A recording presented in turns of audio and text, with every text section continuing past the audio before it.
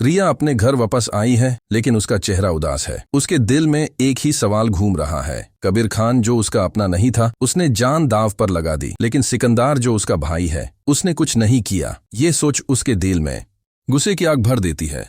रिया सिकंदर से गुस्से से कहती है, आप डर गए थे सिकंदर भाई।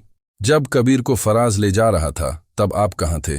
क्या आपको मेरी कोई परवाह नहीं थी? सिकंदर शर्मिंदगी से रिया से कहता है। रिया, बात ऐसी नहीं है। फिर रिया कहती है, बात ऐसी ही है। जो कबीर खान मेरा कुछ भी नहीं था, उसने मेरी जान बचाने के लिए अपनी जान दांव पर लगा दी, और आप तो सिर्फ देखते रहे। सिकंदर रिया की आंखों में देखता है, मगर उसके पास कोई जवाब नहीं होता। उधर वहां हॉस्पिटल में कबीर खान को होश आता है। उसका पूरा जिस्म दाढ़ से भर गया है, लेकिन उसकी जुबान पर सिर्फ एक नाम है, रिया। उसकी माँ उसके पास बैठी है। कबीर खान कमजोर आवाज में अपनी माँ से कहता है, माँ। रिया, कैसी है? कबीर की माँ दिल थाम कर कहती है, बेटा, तुमने उसके लिए अपनी जान दांव पर लगा दी, लेकिन अब भी सिर्फ उसका नाम ले रहे हो। कबीर की आंखें बैंड होती हैं, लेकिन उसके चेहरे पर सिर्फ रिया की तस्वीर है। माँ का दिल भर आता है।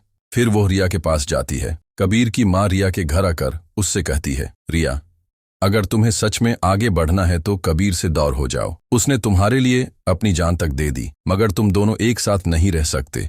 बेहतर होगा तुम उसके सामने मत आना। रिया एक पल के लिए चुप हो जाती है।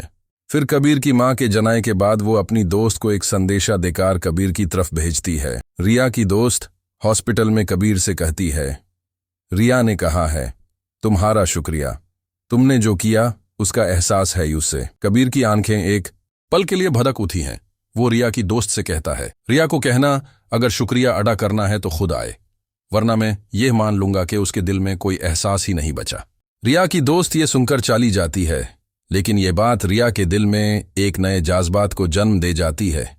वहीं दूसरी तरफ कबीर खान हॉस्पिटल में आराम कर रहा होता है, जब अचानक एक अजनबी आदमी जिसका चेहरा एक कपड़े से ढांपा होता है, उसके कमरे में घुसता है। उसके हाथ में चाकू चमक रहा होता है। वो कबीर पर हमला करने वाला होता है, लेकिन कबीर खान फौरन अपनी ताकत जमाकर उसका हाथ पकड़ लेता है। दोनों के बीच छोटी सी जड्डोजहद होती है। हमला करने वाला घबरा कर भाग जाता है। कबीर साफ साफ देख नहीं पाता, लेकिन एक चेहरा उसके ज़ेहन में बैठ जाता है। यह तो वाजिद था, चचा का बॉडीगार्ड। मगर यह सब क्यों हो रहा है? क्या सिकंदर भी इसके पीछे है, या सिर्फ वाजिद की दुश्मनी है? अब अगली एपिसोड। मेन रिया और कबीर के फैसले सब कुछ बदल सकते हैं।